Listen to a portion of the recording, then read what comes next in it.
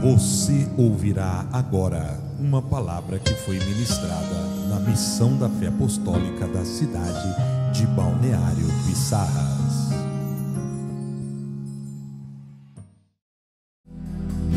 Aleluia! Querida igreja, amados irmãos, servos de Deus, filhos do Todo-Poderoso, escolhidos do Senhor, povo lavado, remido, resgatado, comprado, não muito empolgado, mas ungido. Graça e paz no seu coração, meus amados. Salmo 89, versículo 20.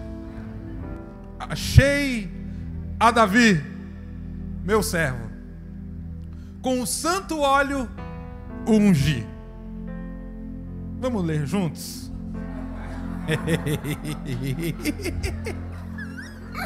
Ai, que gostoso!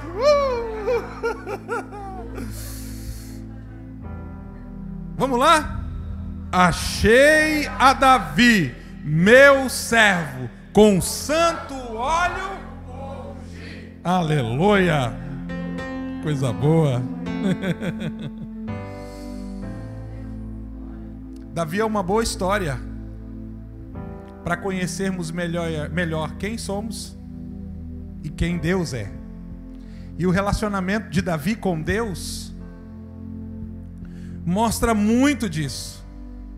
A forma, o trato, as circunstâncias, as atitudes, as decisões e principalmente o comportamento. Tudo ligado a um fator: relacionamento. Relacionamento na via dupla de Deus para com Davi e a resposta de Davi para com Deus. Um Davi que tinha Deus como prioridade, que tinha Deus ocupando no seu coração o lugar de Deus. E um Deus que era apaixonado pelo Davi, a ponto de dizer assim: esse aí é segundo o meu coração. Há uma ação dupla na expressão do versículo em que nós lemos, quando o Senhor diz assim: achei meu servo Davi, ou achei Davi meu servo. Primeiro, destaco o fato de que só se acha aquilo que realmente está procurando. Não foi um acidente, não foi um acaso, não foi uma grande surpresa. Para Deus falar achei, é porque Deus estava procurando alguém. Mas para Deus falar achei, é porque quando Deus encontrou o que procurava, houve alegria por ter encontrado. Então ele diz assim: achei. Achei. Eu podia chamar o Vitor aqui para fazer essa expressão, falando, olhando para a noiva. Achei.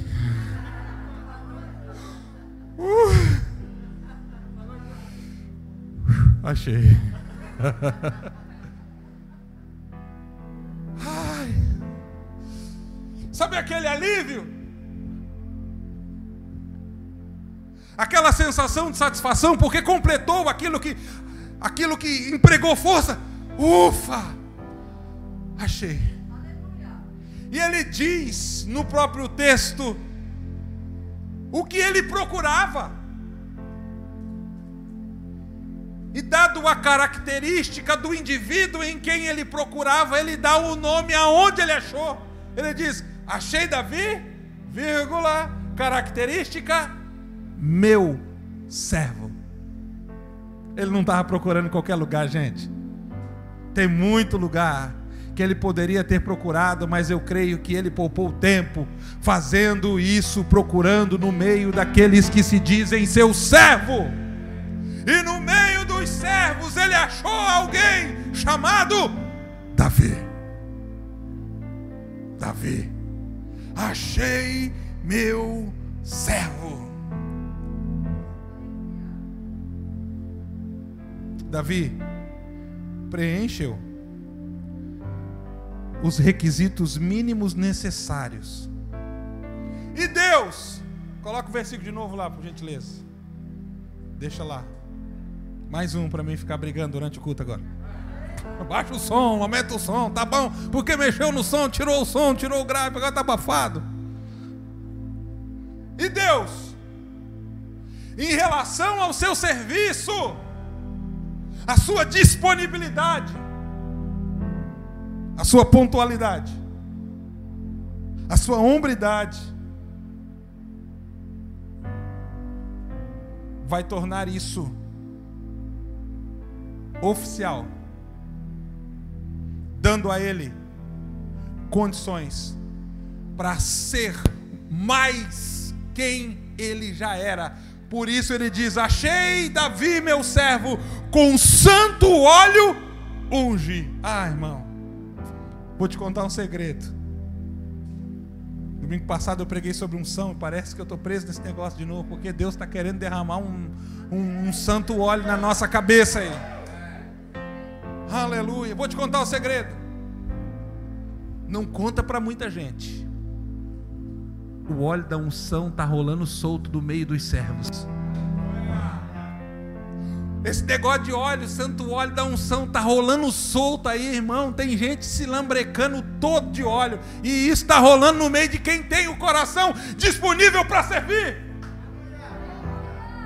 Esse óleo vai colocar em evidência o serviço que está sendo feito.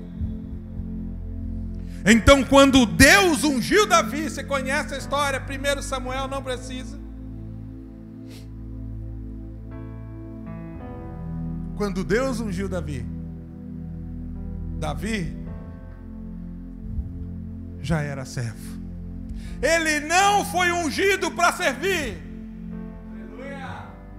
Ele foi ungido porque servia. O óleo não veio para dar a ele condições do serviço, mas o óleo veio para ele para que ele continuasse servindo ao Senhor. Achei Davi meu servo, com santo óleo eu o ungi.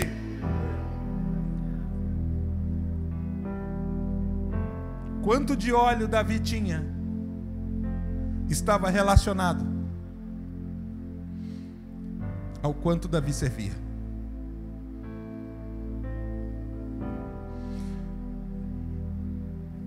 Agora, quando Deus fala achei e fala servo, Deus está tratando algumas características que estão embutidas dentro dessa simples palavra. Porque o coração do servo é um lugar que Deus tem prazer em caminhar. E Deus, como Deus, vai fazer aquilo que Ele pode, porque Ele é Deus. Ele é Deus. E o servo vai enfrentar etapas da sua vida, porém, ele se mantém nesse lugar, conservando algumas coisas que todo bom servo tem que ter. E, infelizmente, conserva algumas coisas que aparentemente, para quem não serve, ou para quem não entendeu sobre serviço, ainda seria um grande problema quando se traz para o âmbito de relacionamento. Porque é um equívoco muito grande achar que em todo momento se pode relacionar-se de forma igualitária, sem distinção de quem é quem. Quando isso se estende por muito tempo, acaba se perdendo algumas coisas que são essenciais para o crescimento de quem está ali para crescer. Exemplo, eu sou muito amigo dos meus filhos, mas eu sou muito mais pai. A porcentagem de amigo é muito menor em relação à porcentagem de que eu sou pai. Algumas vezes preciso lembrá-los que eu não sou o amiguinho da creche, nem a amiguinha da escola. E que isso é natural, algumas falas não condizem com o lugar que Deus me estabeleceu sobre a vida deles.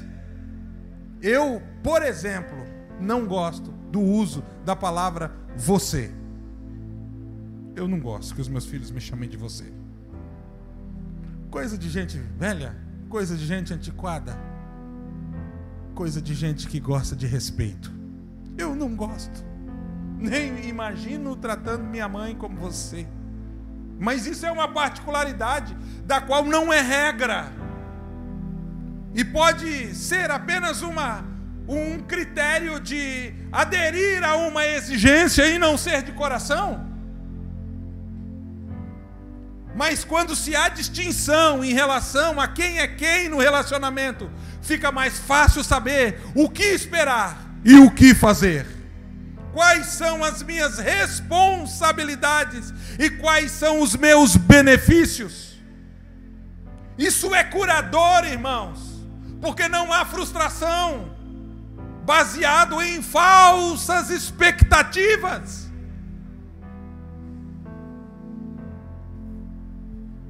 Por isso Deus foi muito cuidadoso quando chamou uma vez um homem de meu amigo. Porque se ele faz isso todas as vezes, Deus, irmão, não somos nós, se ele faz isso muitas vezes, corria-se o risco de virar bagunça. Aqui ele é muito específico em relação ao trato dele com Davi. Servo. É claro que ao longo da história a palavra servo perde força, porque uma nova palavra surge. E quando ela surge, é um abuso, é um absurdo no coração dos judeus. Quando Jesus ora e chama Deus de Pai. Quem inaugurou esse negócio de Deus Pai foi Jesus. Quem é esse que blasfema dizendo que Deus é o seu Pai? Diziam os fariseus. E as cartas paulinas e as epístolas dos apóstolos do Novo Testamento nos incentiva e nos mostra, mas mesmo colocando Deus como Pai, há uma distinção. Eu sou filho, mas Ele é Pai. Ele é Pai. Há essa distinção, e a distinção disso aponta para que forma com que ele atua dentro desse âmbito de relacionamento. Por que, pastor, Deus escolheu Davi? Deus escolheu Davi como servo porque o servo ele é moldável. Deus escolheu Davi porque Davi como servo ele se permite ser corrigido. Como servo ele se permite às vezes passar pela frustração da liderança, que é uma momentânea reprovação, porque ninguém, irmão, vai tirar 10 em tudo. Existem momentos da vida que a melhor coisa a fazer é tirar 0. Eu disse de manhã e repito, existe uma falsa sensação de sucesso baseada em resultados. Nem tudo o que está dando certo é aprovado por Deus. Existe muita coisa que só deu certo porque foi ação desonesta, porque foi vendido com mentira, porque houve propaganda enganosa, porque era fruto de cobiça, porque alguém foi defraudado. Então nem todo bom resultado é aprovado por Deus. E olha, a misericórdia de Deus em algumas vezes atua com tanta veemência na nossa vida, e isso é bom, que Deus faz com que algumas coisas não deem certo, para que nós não saiamos da presença dEle. É a forma que às vezes Ele tem para nos manter ali firmes e seguros na presença dEle, sem sairmos da sua vontade. Isso é uma bênção quando as coisas que não são aprovadas por Deus dão errado, quando as coisas que não são aprovadas por Deus acabam revelando coisas que nós jamais imaginaríamos. Por quê? Porque o nosso coração vai olhar para os resultados, na maioria das vezes ignorando a voz, a vontade. Sabe por que hoje eu estou bem casado? Eu estou bem casado, irmão. 20 anos bem casado. 20? 20? 20? Só? Pensei que fosse mais. 20? Bem casado. 20 anos é uma vida da maioria dos nossos meninos aqui. Meu Deus, sabe por quê? Porque Deus algumas vezes usou minha mãe como profeta da minha vida, contrariando algumas poucas vezes que eu não estava com essa bola toda. Eu não era aquele rapaz bonitão da igreja. Não era. Mas usou ela, contrariando todas as minhas expectativas. Rapaz, um dia quase casei com uma profeta, por causa de uma profecia. Verdade. Eu era muito crente, gente. Ainda sou. Mas muito crente e inocente. E eu saí da igreja, corri, peguei o ônibus. Quando eu fui pisar no ônibus, a profeta me puxou pela mão, me segurou assim, ó. E fez assim, ó. E eu fiz assim, ó. E ela olhou e disse: eis que te digo, meu servo. Aí esse negócio aciona o emocional da gente também. Aconteceu comigo. Eis que te digo, meu servo. Tinha 17 para 18 anos. Eis que preparei uma varoa especial para ti. Olha, eu não tinha praticamente namorada ainda, gente. Fui ter minha primeira namorada com 18 anos de idade. Eu era uma piada na igreja, porque eu só queria ficar junto com as irmãs do círculo de oração orando. Que delícia. Verdade. Matriculado no círculo de oração, cantava no coral. As irmãzinhas, mas era uma glória, né? Meu segredo. Eu ia pregar, deixa eu ver minha observação. Eu ia pregar e eu dizia assim para as irmãzinhas assim, ó: me ajuda em oração aí. Ela dizia: se preocupa não, meu filho, pode subir lá em cima que a avó vai estar orando aqui embaixo. Ah, irmão. Irmão, uma vez eu falei que foi a arca de Moisés. E Deus fechou a arca de Moisés. E sabe as veinhas? Só orando, dando glória com o meu erro teológico. Porque estava comigo, eu tinha o coração delas. Lembra, mãe? Que a arca de Moisés, minha mãe dizia assim: não é. Eu não entendia. Isso aconteceu comigo. Eu sei que talvez essa piada exista por causa de mim. Noé, e a arca de Moisés? Ela: não é. Quase que eu falei: é sim, mãe. Ela lá embaixo também, que ela está ali para confirmar: Noé, e eu, Moisés. Mas a moça me pegou pela mão, rapaz. O único contato que eu tinha tido era um alemão, pai do Senhor. Ela pegou eu pela mão e fez assim, ó. E eu: eis que te digo, meu servo, preparei uma varoa especial para ti, ungida, abençoada, do chamado. E foi descrevendo as características. Eu quase que estava perguntando: vai custar quanto isso aí? Porque eu não tenho, não. E no final disse assim, ó: eis que a varoa que eu escolhi, te dou um sinal agora. Está diante de ti. Foi a cantada mais descarada que eu recebi em toda a minha vida. Veio acompanhado de língua estranha, sapateio. Mas minha mãe não deixou. A minha mãe não deixou, gente. Não deixou. Ela olhou para a moça assim. Meu senso de discernimento nesse tempo estava pautado nos meus sentimentos. Por isso o da minha mãe estava mais aguçado que o meu. Porque eu só estava olhando o presente e ela estava me vendo 20 anos depois aqui. Mas você acha que foi gostoso ouvir? Não, gente. Eu nunca tinha namorado. Essa é a minha primeira namoradinha. Claro que não. Mas 20 anos depois eu posso dizer assim, ó: que bom que eu fui obediente. Obrigado, mãe, pelo conselho. Que bom que eu obedeci. Ai, que bom. Que livramento. Ufa. coisa.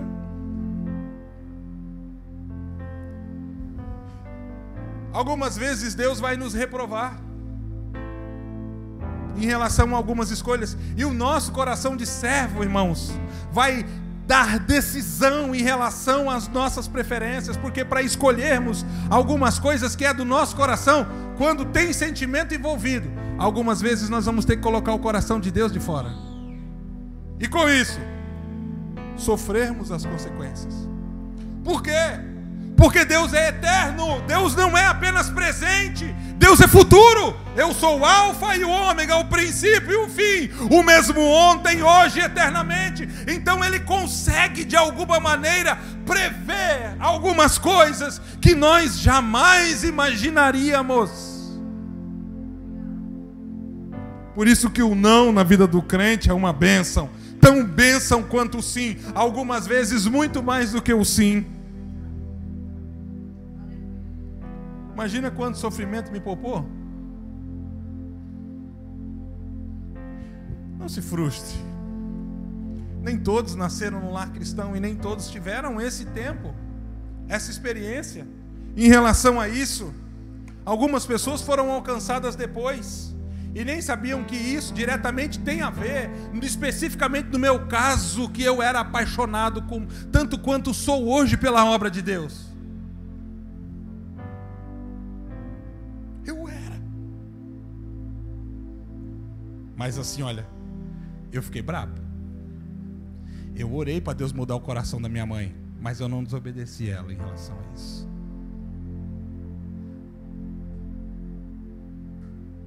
Não.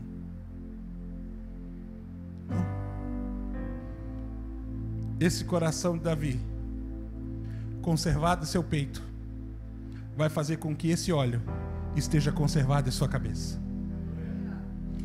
Enquanto ele se mantém servo, ele está debaixo dessa unção, porque foi ser servo que trouxe essa unção sobre a vida dele.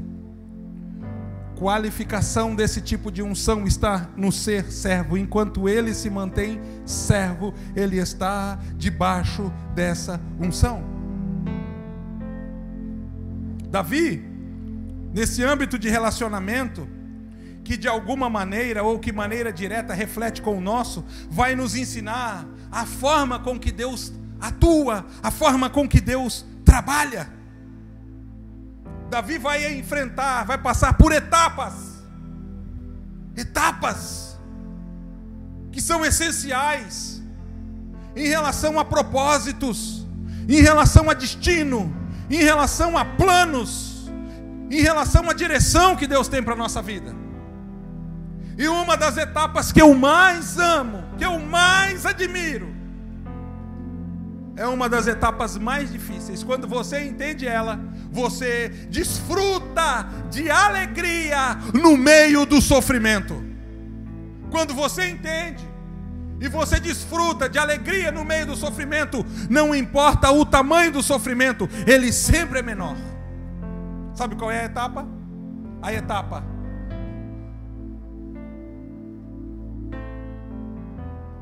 que está entre o chamado e o reconhecimento. Ou seja, o dia da unção até o dia da coroação.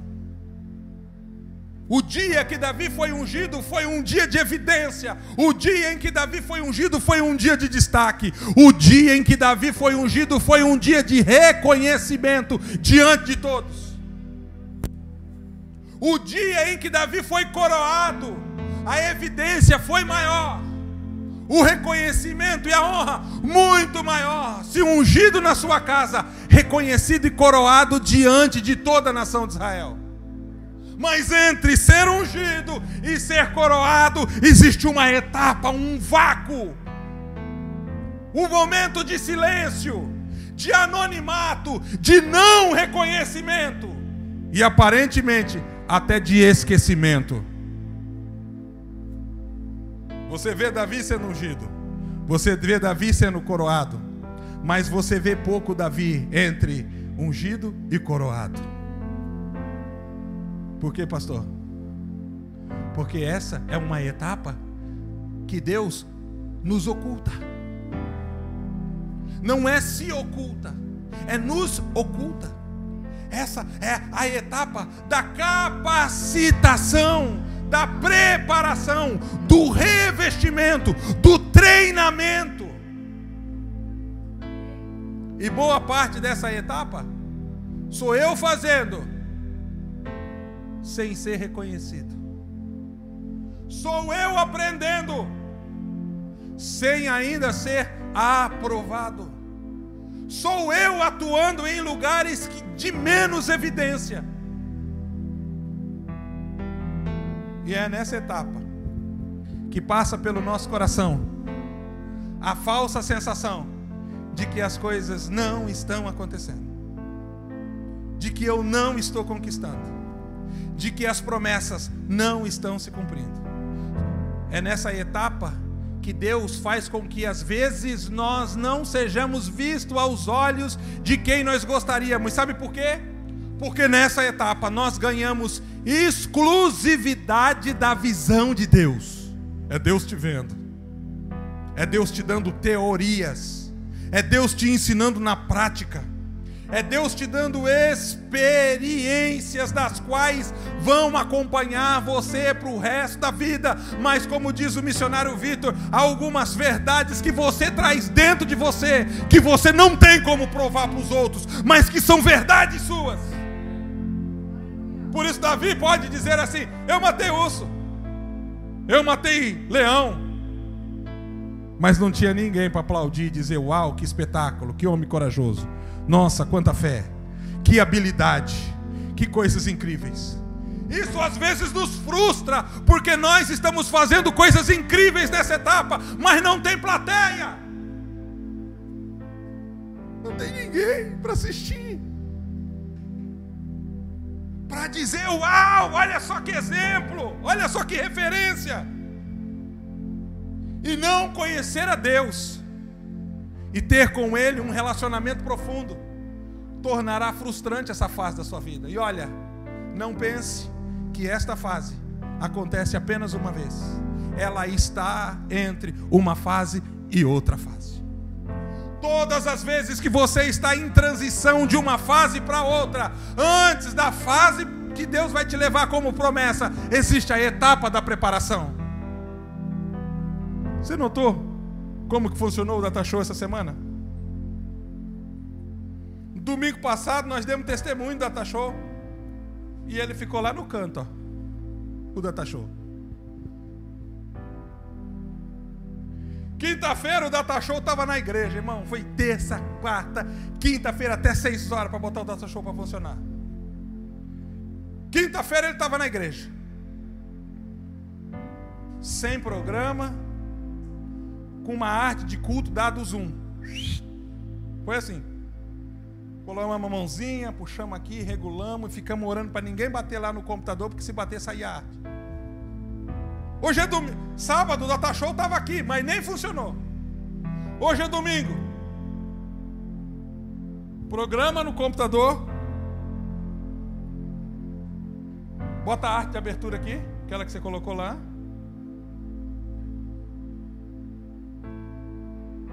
Mas que demora, nossa. Brincadeira. Olha lá, cadê a outra? Aquela, não, deixa essa mesmo. Hoje aqui, videozinho. Coloca o versículo agora. Nossa. Incomodar alguém, né, irmão? Só o Vitor não dá, né? Versículo. Tá faltando alguma coisa para que ele opere no seu máximo, não tá? O quê? A letra das músicas? Não tá ainda. Por quê? Porque nós temos que aprender a trabalhar de acordo com o processo, querido. Temos que aprender. Talvez domingo que vem, irmão, nós estamos em treinamento. Por que é tão básico assim? Porque nós não queremos mostrar e exibir habilidades das quais nós ainda não temos. Estamos em treinamento. É processual, gente. Quem sabe até 2022 você esteja funcionando como deve. Meu Deus, 2022 não. Mas é processual. O problema de não entender como Deus trabalha faz com que nós sejamos pessoas que estão tentando o tempo todo antecipar a obra que acontece durante o processo. Davi vai lutar com o gigante com convicção. Sabe por que ele vai lutar com convicção com o gigante? Ó, já matei urso, já matei leão. Esse gigante aí, fichinha. Davi diz que o gigante é fichinha. E os homens de Israel, ó, tudo com medo do mesmo gigante que Davi não está nem aí. Por quê? Porque encarou com hombridade, com perseverança todo o processo de treinamento para ter chegado diante do gigante e lutar contra ele.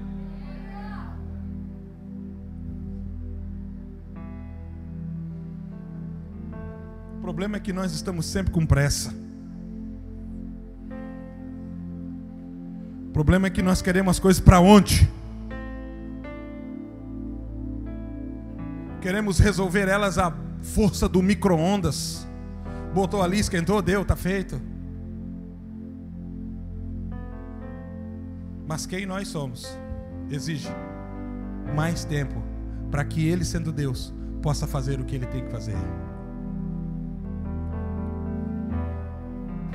Mas às vezes questionamos porque não temos o resultado que gostaríamos, mas o resultado que nós não temos, que gostaríamos, é fruto desta ação que ainda está em processo. E Davi com Deus, Davi vai aprender a respeito de características que todos nós precisamos conhecer. Porque existem características, Deus tem características específicas e elas estão em atuação o tempo todo. São várias, mas todas elas se dividem em pelo menos 4, só para você guardar no seu coração. Vou pedir para ele botar no data show ali para mim, a característica. Brincadeira, pode ir no banheiro, não tem característica.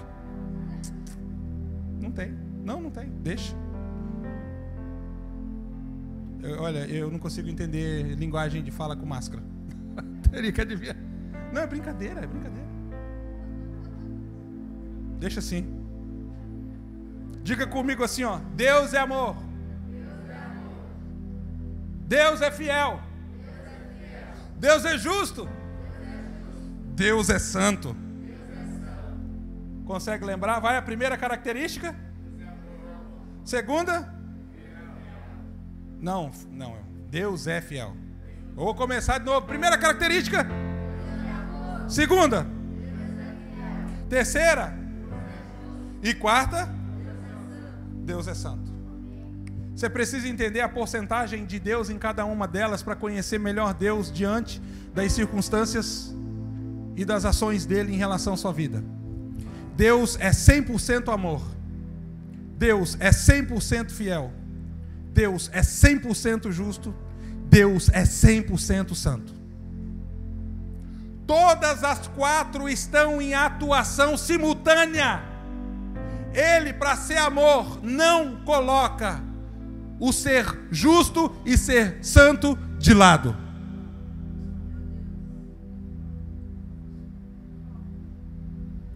Ele, para ser justo, não coloca o ser fiel e o ser amor de lado. Todas as 4 atuam simultaneamente, no ápice, no máximo, de forma plena, sendo todas elas 100%. E sabe qual é o problema? É que às vezes uma se opõe à outra, porque Ele nos ama e o amor nos cega. Falando de pai para filho, a gente fica babão. Por quê? Porque é o amor, porque é coração aplicado em relação. Mas mesmo Ele sendo amor, Ele é justo. Posso dar uma prova da justiça e do amor alinhado? Céu e inferno. Você acha que alguém que está no inferno é menos amado por Deus do que alguém que está no céu? Eu não acredito em predestinação para salvação. Eu acredito em decisão, em escolha. Você acha que alguém que está no inferno é menos amado por Deus, por isso está lá?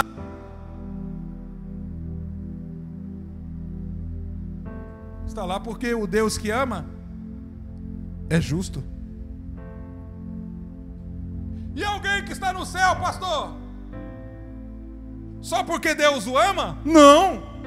Porque foi justo que esse indivíduo fosse conduzido até as regiões celestiais. Ele é amor, mas Ele é fiel, mas Ele é justiça, mas Ele é santo. Por isso que mesmo nos amando tanto quanto Ele nos ama, a ponto de fazer com que seu Filho Jesus morresse por nós na cruz do Calvário, às vezes não nos livra de enrascadas que nós nos colocamos. Aleluia, tem que ser crente, quem falou?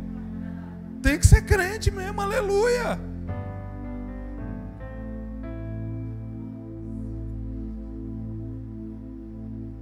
A gente aqui no mundo passa a mão na cabeça de quem a gente ama quando comete algumas falhas. Porque amor. Mas faz isso porque não tem toda a justiça quanto ama. Vou dar um exemplo bem básico. É Davi. Nos dias dos reis e para a guerra, diz a Bíblia que Davi não foi. Fica no terraço de sua casa e quando ele está lá, ele dá uma olhada e diz a Bíblia assim, ó, que tem uma mulher bonita perante seu palácio tomando banho, nua. Desculpe a minha colocação. Boa coisa não devia ser para esse tipo de exposição. Essa mulher, mesmo em dias precários como aqueles, haviam formas mais decentes de fazer isso, e quem toma banho pelado na frente do palácio quer ser assistida por quem está lá. Eu tomo cuidado com esse tipo de exposição. E para elas, eu excluo, eu bloqueio. Por quê? Porque os meus olhos são portas de entradas para o meu coração. E existem algumas imagens, irmão, eu não quero colocar aqui para dentro. É muito mais fácil hoje você bloquear. Mas Davi aproveita o dia de folga para assistir aquela cena que enche os seus olhos. E se não bastasse, pelo excesso de visão, seu coração é roubado. Ele diz a alguém assim: vá lá e descubra quem ela é. Alguém corre lá, descobre quem é, traz o relatório e diz que o marido dela está na guerra. Diz: está lá, não sei se morre, se não morre, vai que já está viúva, nós não estamos sabendo. Traz ela para cá. E olha, sem resistência nenhuma, irmãos, ela peca. E ele, mais ainda.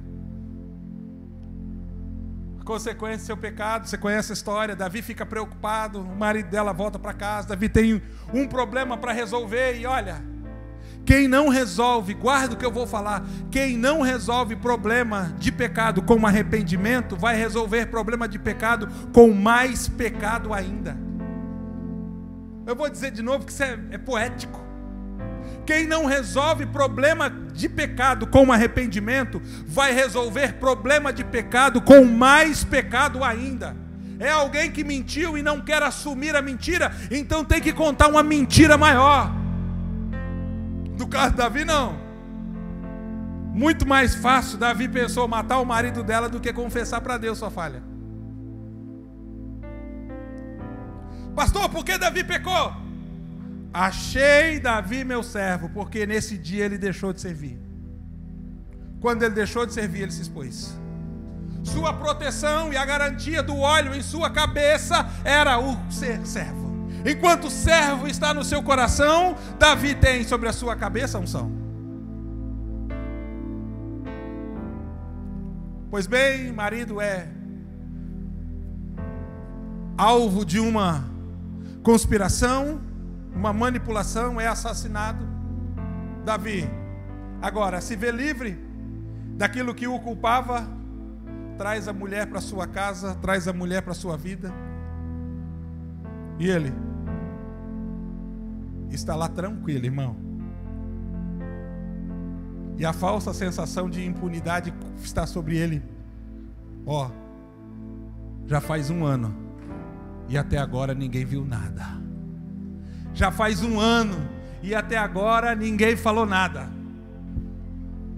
O tempo é pura ação de misericórdia de Deus, dando para o indivíduo a oportunidade de voluntariamente se arrepender. Já faz 1 ano e até agora não aconteceu nada. Estou tranquilo, estou numa boa. Até o dia, diz a Bíblia, provavelmente depois de 1 ano, diz a Bíblia, o profeta Natan entra no palácio. E esse foi um daqueles dias que a Bíblia diz assim, quando um rei chora diante de um profeta. O profeta tem prioridade, ele não pode esperar, ele tem pressa. Davi deixa de lado todos os seus afazeres e vai atender o homem de Deus. O profeta conta uma história, você conhece a história? Davi, sobre a nação existe uma situação da qual você como rei precisa julgar, porque é uma injustiça o que está acontecendo. Conte minha história. Um homem muito rico, com muitas ovelhas, todas que ele desejou, todas que ele pode ter, matou o pastor, e esse pastor tinha uma ovelhinha só. Essa ovelha entrava dentro de casa, essa ovelha comia na sua mesa, essa ovelha dormia na sua cama. Lembra quando eu falo do Cordeiro Pascal? É essa ovelha que o profeta está falando. É a ovelha separada ao Senhor. Davi, escuta a história e disse, mas para aí, esse homem não só roubou a ovelha desse pastor, mas esse homem também, para ficar com essa ovelha, matou esse pastor.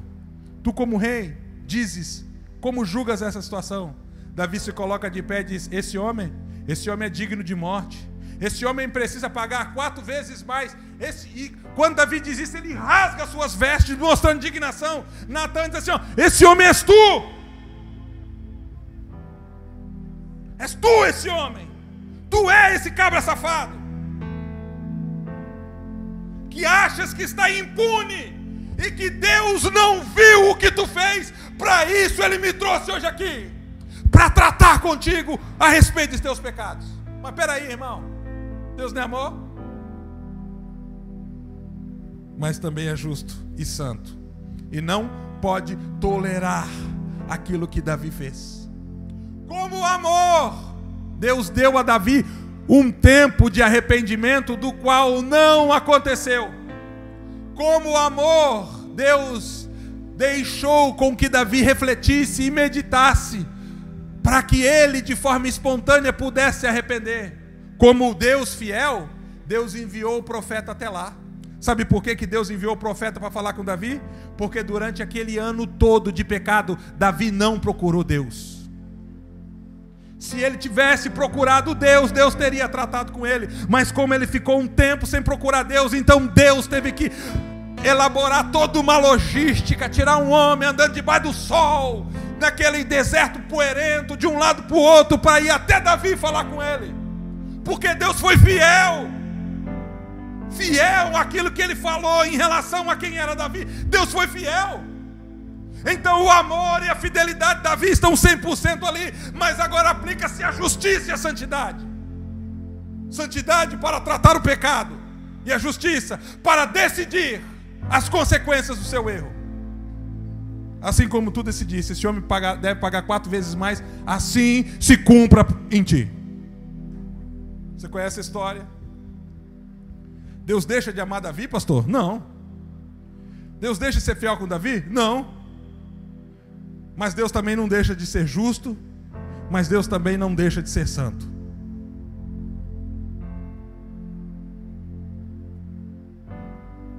A história de Davi nem sempre foi assim, e eu acho fantástico isso, porque o mesmo Deus que é amor também é justiça e santidade. E algumas vezes ao longo da vida, por resistência nossa, Ele vai nos expor a situações que nós, do qual infelizmente, fazendo jus, não só seremos expostos porque Ele nos ama, mas algumas vezes passando vergonha por algumas coisas.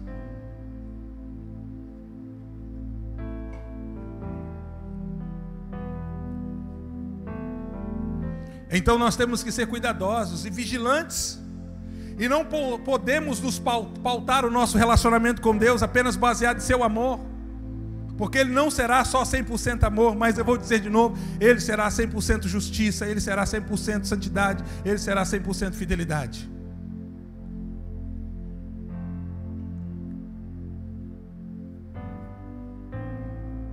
Isso responde algumas coisas em relação à nossa vida.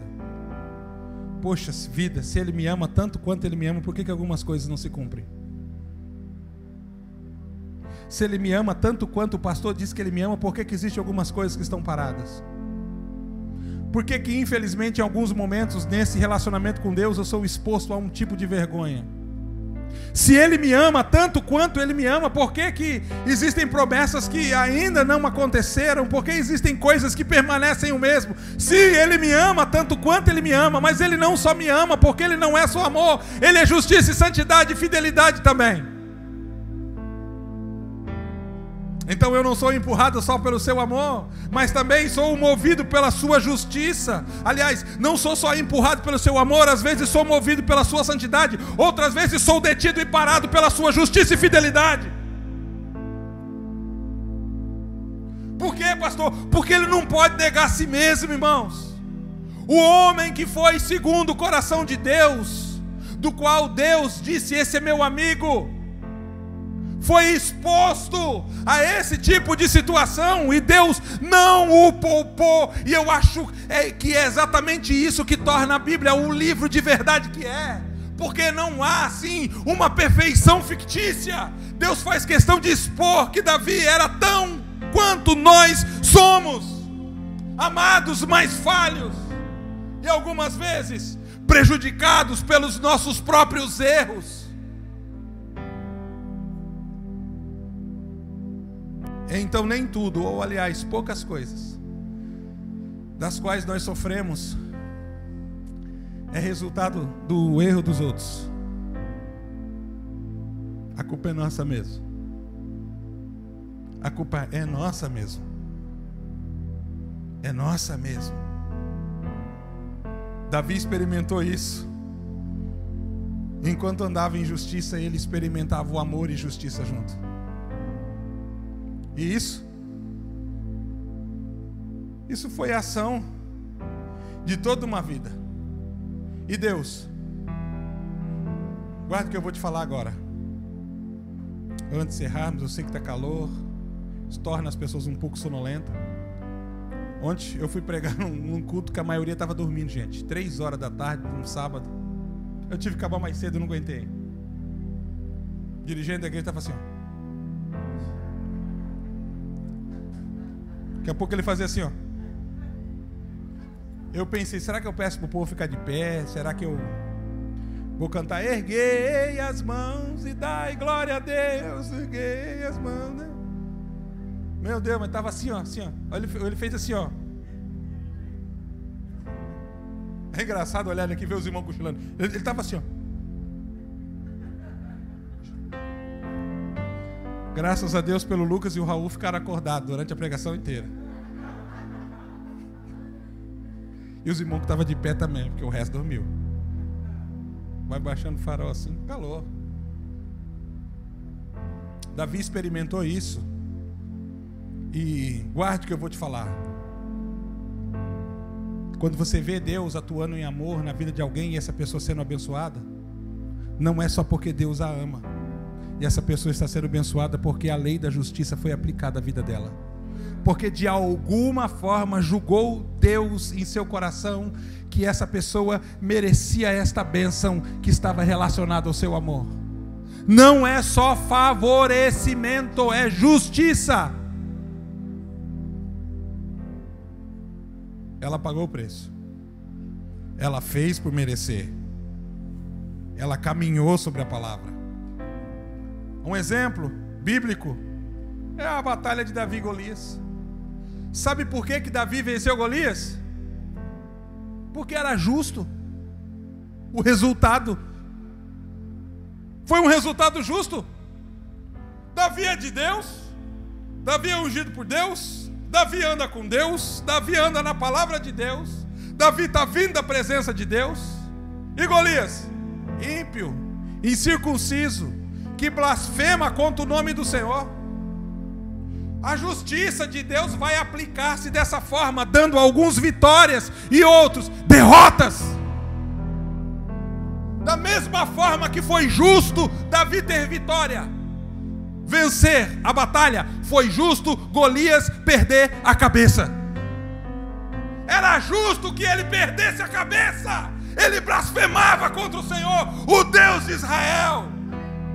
E Davi glorificava o Senhor, o Deus de Israel. Era justo. Não era só o amor de Deus, irmão, sobre Davi, não. Era a justiça de Deus em ação em relação àquela batalha.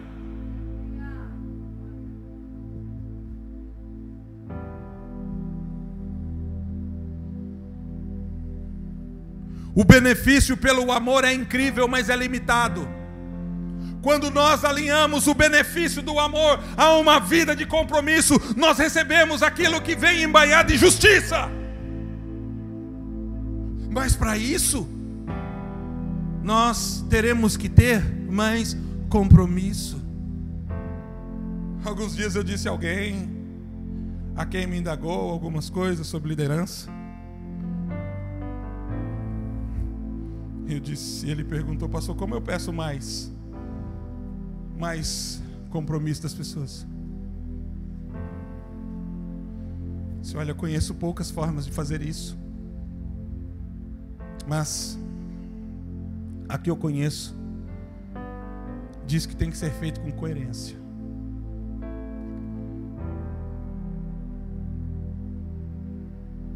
Por que você quer mais delas? Por negligência sua? Para que elas façam o teu trabalho?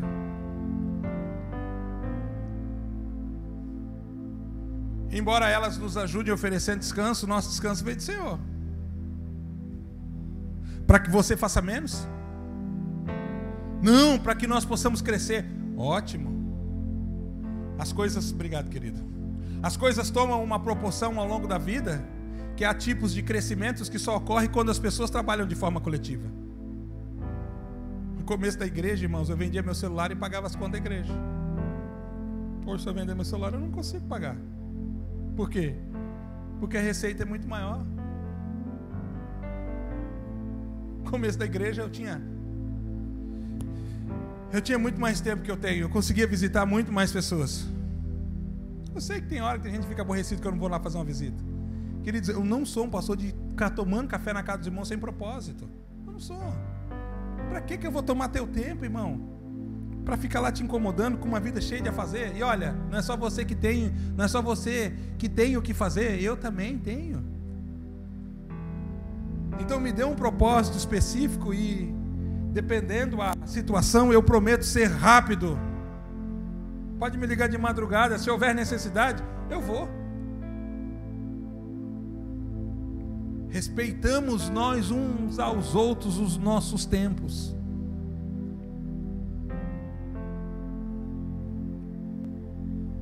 Mas nós queremos para crescimento. Eu disse coerência.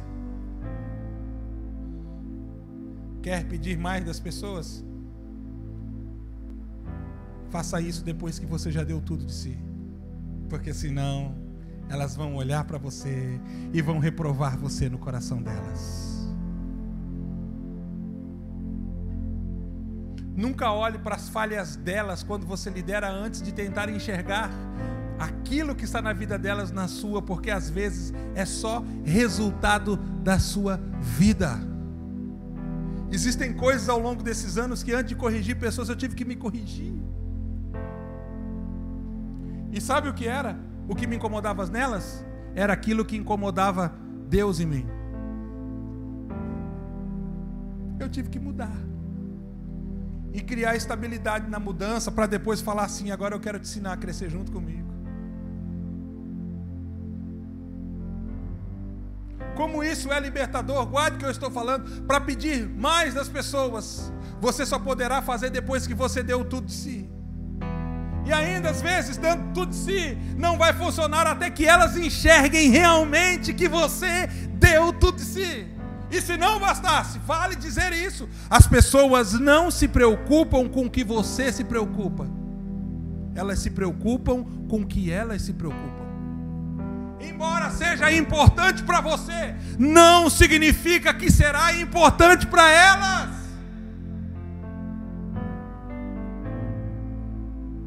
Fique de pé comigo essa noite.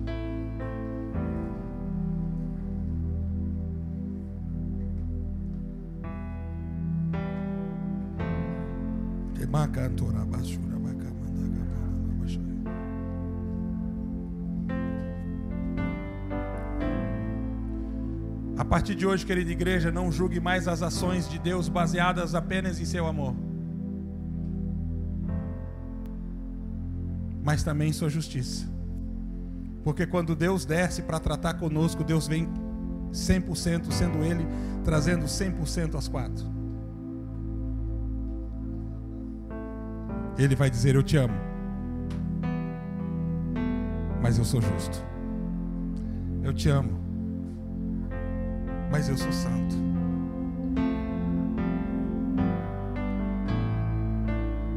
Um dia, os soldados de Davi escutam Davi falando a respeito da sede que ele está e a vontade que ele tem de beber água lá do poço de Belém. Davi diz assim: ah, quem dera se eu pudesse tomar uma canequinha de água lá do poço de Belém. Gente,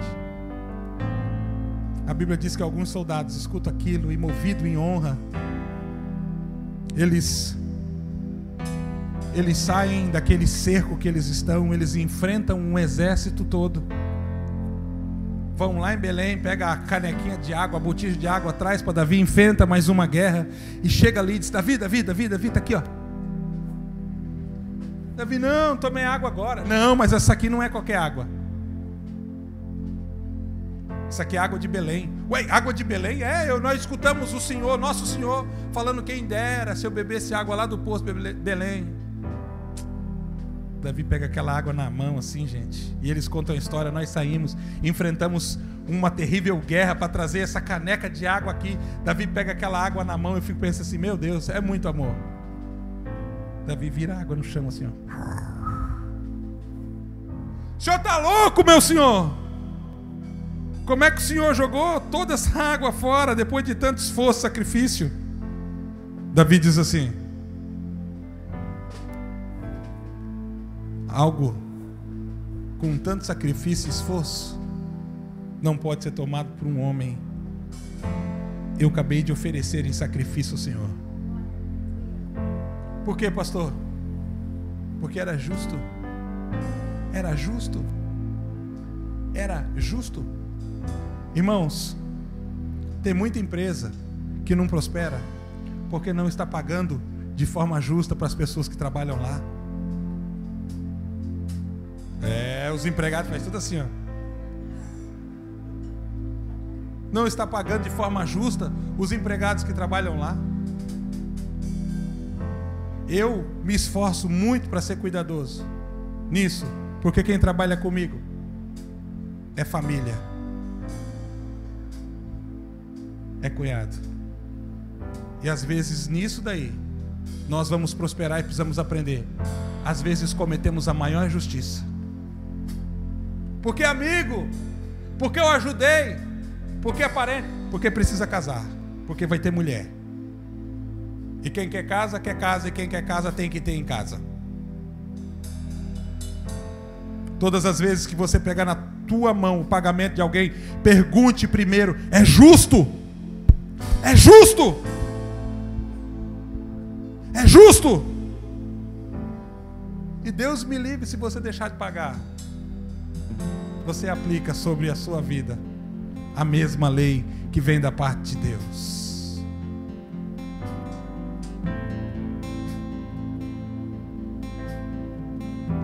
Terminar com a história do pastor Edson. O pastor Edson tem umas parábolas muito boas. Eu acho que foi o pastor Edson que falou para mim, falando sobre justiça. O patrão disse para o funcionário assim, o funcionário contando para o outro: acho que tu também contou essa história para mim. S10 estacionado na empresa, e um jet ski. Foi o senhor quando eu vi, pastor Edson? Um S10 e um jet ski estacionado na empresa. Ele disse assim: olha, rapaz, que jet ski bonito, S10. Aí um funcionário falou pro outro: tu também contou para mim? Meu patrão disse assim, ó: se eu trabalhar direitinho, se eu nunca chegar atrasado, se eu me esforçar, se eu for fiel, daqui um ano ele vai comprar outro S10 e outro jet ski para ele. Eu vou perguntar para você, entendeu, irmão? Eu vou perguntar para você: é justo com que você prospere sozinho em relação àquilo que Deus está fazendo? Se só você estiver prosperando, a prosperidade de Deus será limitada por justiça na sua vida. E de alguma maneira, Deus, como justo, irá tirar de você a força para dar àqueles que merecem. Nós precisamos refletir o coração de Deus em tudo. Não podemos reter aquilo que por direito é dos outros. Abra mão do teu, faça como Abraão. Eu posso dizimar e ofertar do meu. Quando Abraão vence a luta contra, protegendo Sodoma e Gomorra, contra os 3 reis, mas o que é dos meus homens, dê para eles, porque o que é deles, eu não tenho direito, eu não tenho domínio, eu não decido. Seja justo. Pergunte para você se na fase da vida daquela pessoa você trabalharia por aquele tanto. Pergunte quanto ela precisa para sobreviver e entenda se essa pessoa está qualificada para ser teu funcionário. Ou aliás, se você está qualificado para ser patrão dela, porque a qualificação hoje é nós sendo funcionário. Não, se você está qualificado para ser patrão dela, porque talvez de fato ela não possa trabalhar por você. Não porque ela não te mereça, porque talvez você não mereça a pessoa. Credo, pastor? Sim, fazendo isso, Deus nos fará prosperar, irmãos. E não só nós, todos os que estão à nossa volta. Quer saber o quanto há de prosperidade na sua vida? Olhe para as pessoas que estão diretamente ligadas a você. Se elas não estiverem prosperando junto com você, é porque a prosperidade de Deus, por falta de justiça, ainda está retida na sua vida. Credo, pastor? Não, irmãos. Deus quer nos levar a esse lugar. Deus quer nos levar a esse lugar. Não contrate pessoas que você não possa pagar. Ninguém trabalha por favor. Ninguém faz isso profissionalmente. A pessoa que acorda às 7, 6 horas da manhã faz porque tem conta para pagar e tem compromisso. Não faça isso. Seja justo. E se você o for, eu garanto que os seus filhos olharão para você e desejarão ser quem você é. Eu quero ser como meu pai, eu quero ser como minha mãe, eu quero andar nesse lugar. E sabe o mais importante? A glória de Deus vai ser vista através da sua vida. A glória de Deus vai ser vista através de sua vida.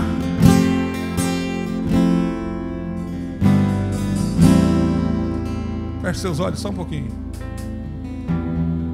Só um pouquinho.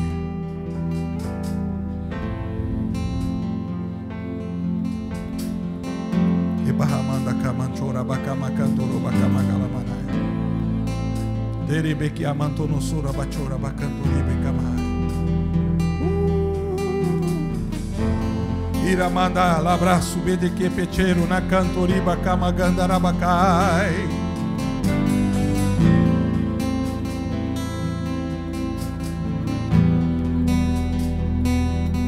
Pai, no nome de Jesus, Tua é a palavra, Teu é o reino e poder. Nós queremos andar em santidade e integridade com o Senhor. É claro que às vezes somos confrontados a níveis de que o quanto somos servos está sendo provado. Pelo poder do nome de Jesus eu peço que haja revestimento, fortalecimento e principalmente na noite de hoje crescimento, para que as promessas que vão além do Teu amor, as que são acionadas por fidelidade, justiça e santidade, possam ser cumpridas na nossa vida. Traz, Senhor. Traz, Senhor. Traz, Senhor. Traz, Senhor. Traz, Senhor. Entendimento a este ponto, para que os caminhos estejam abertos, para que as Tuas promessas e a Tua prosperidade possa ser cabalmente manifesta, para que a Tua glória, Senhor, seja vista. Traz, Senhor, traz, para que haja um peso justo em relação à retribuição que vem como obra da nossa mão, porque fazendo assim eu creio que o Senhor nos confiará como bons administradores e poderá colocar muito sobre as nossas mãos, e muitos através de nós serem altamente abençoados.